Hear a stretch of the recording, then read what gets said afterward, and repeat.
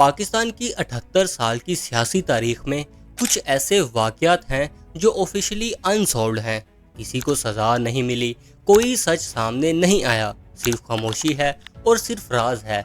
और आज हम खोल रहे हैं वो 7 राज जिनके दहाइयों बाद भी कोई जवाब नहीं मिले। नंबर 7 से शुरू करेंगे, जिसके बारे में बहुत कम लोग जानते हैं।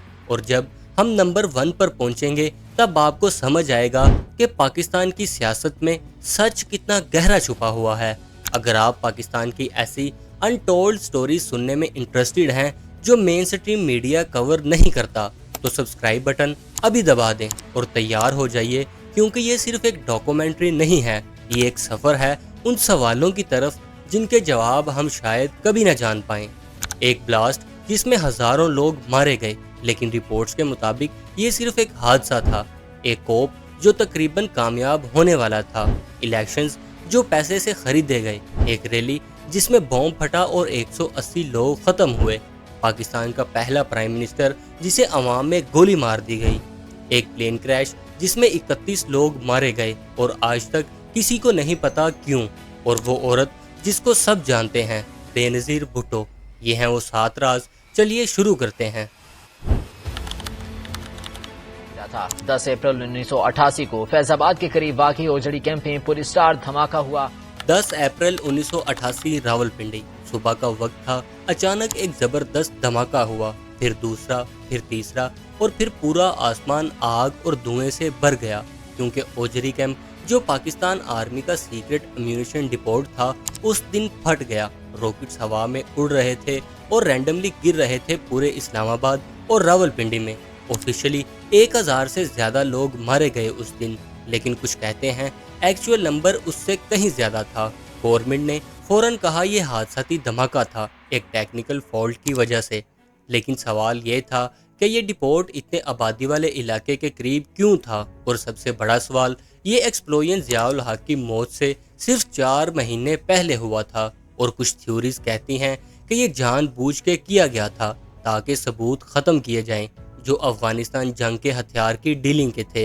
लेकिन किसी ने प्रॉपरली इन्वेस्टिगेट नहीं किया, केस बंद कर दिया गया और आज तक किसी को नहीं पता कि उस दिन सच में क्या हुआ था।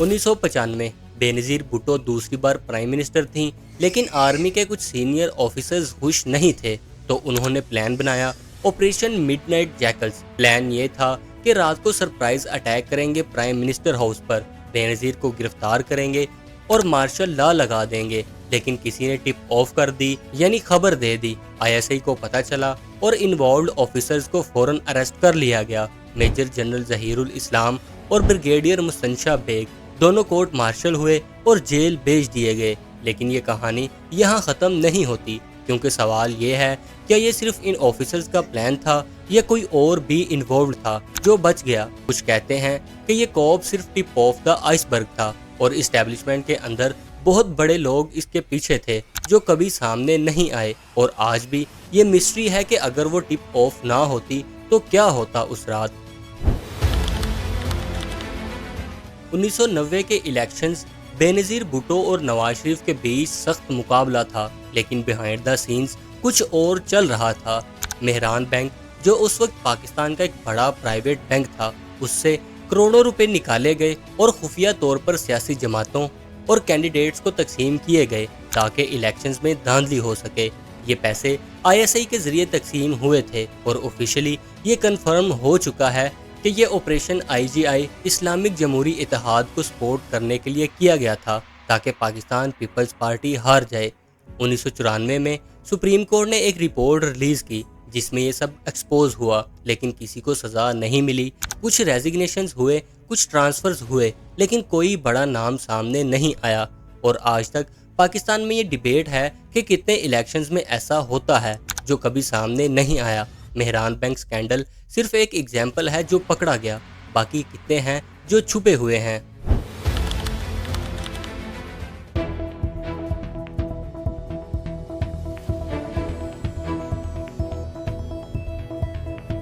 18 अक्टूबर 2007 बेनज़ीर भुट्टो 8 साल के एग्जाइल के बाद पाकिस्तान वापस आई थीं। कराची एयरपोर्ट से उनकी रैली शुरू हुई जिसमें लाखों लोग थे। रात का वक्त था और बेनज़ीर ट्रक पर खड़ी हवा में हाथ हिला रही थीं। अचानक एक जबरदस्त धमाका हुआ, फिर दूसरा।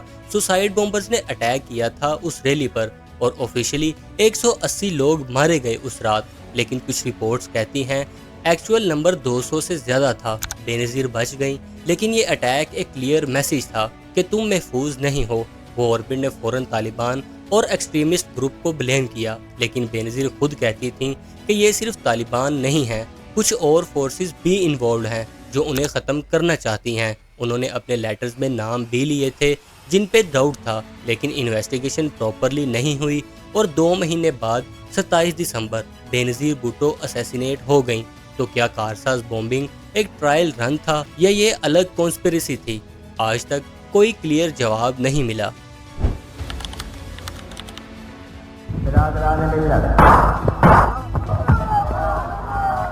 16 अक्टूबर 1951 रावलपिंडी का कंपनी बाग। पाकिस्तान के पहले प्राइम मिनिस्टर लियाकत अली खान एक जलसे में स्पीच देने आए थे। क्राउड भरा हुआ था। स्पीच शुरू हुई और अचानक एक आदमी आगे आया और उसने पॉइंट ब्लैंक रेंज से लियाकत अली खान पर 3 गोलियां चलाईं। लियाकत गिर गए और कुछ ही मिनट्स में उनकी मौत हो गई। कातिल का नाम था साद अकबर, जो कि अफगानी था। लेकिन ये कहानी यहाँ ट्विस्ट लेती है क्योंकि साद को फौरन वहाँ के पुलिस गार्ड्स ने गोली मारकर ख़त्म कर दिया। मतलब कोई ट्रायल नहीं हुआ, कोई इंटेरोगेशन नहीं हुई, कोई ये नहीं पूछा कि ये आदमी अकेला था, ये किसी ने भेजा था। ऑफिशियल रिपोर्ट ये है कि ये गनमैन था जो पर्सनली लियाकत से नाराज़ था, लेकिन बहुत से हिस्टोरियंस कहते हैं कि ये असैसिनेशन प्लान था और कुछ पावरफुल लोगों ने करवाया था। शायद इंडिया की राह या फिर पाकिस्तान के अंदर ही कुछ लोग जो लियाकत की पॉलिसी से नाराज थे, और क्योंकि कातिल को फौरन मार दिया गया तो सच हमेशा के लिए दफन हो गया। ज़ियाउल हक अल्लाह को प्यारे हुए इसी बस्ती के करीब कल तीसरे पहर 4:20 पर पेश आया तो परवाज के चंद मिनट बाद उनका हवाई जहाज धमाके से फजा में फट गया और जहाज में सवार तमाम अफराद जाँ बहक हो गए। 17 अगस्त 1988 बहावलपुर। जनरल ज़ियाउल हक एक C-130 मिलिट्री प्लेन में सवार थे। वापस इस्लामाबाद जाने के लिए उनके साथ अमेरिकन एम्बेसडर आर्नोल्ड रैफल भी थे। Chief of army staff general Akhtar Abdurrahman भी थे और कुछ और सीनियर मिलिट्री ऑफिशियल्स भी थे। टोटल 31 लोग थे इस प्लेन में।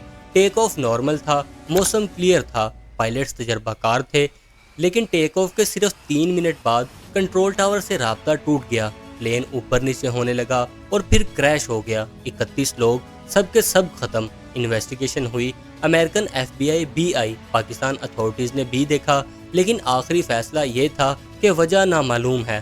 ब्लैक बॉक्स मिस्टीरियसली गायब हो गया था। कुछ थ्योरीज कहती हैं कि प्लेन में बॉम्ब था, कुछ कहती हैं कि जहरीली गैस रिलीज हुई जिससे पायलट्स बेहोश हो गए, कुछ कहती हैं कि ये CIA का काम था और कुछ कहती हैं कि ये पाकिस्तान आर्मी के अंदर का इनसाइडर जॉब था। लेकिन 37 साल बाद भी किसी को पक्का नहीं पता कि उस दिन सच में क्या हुआ।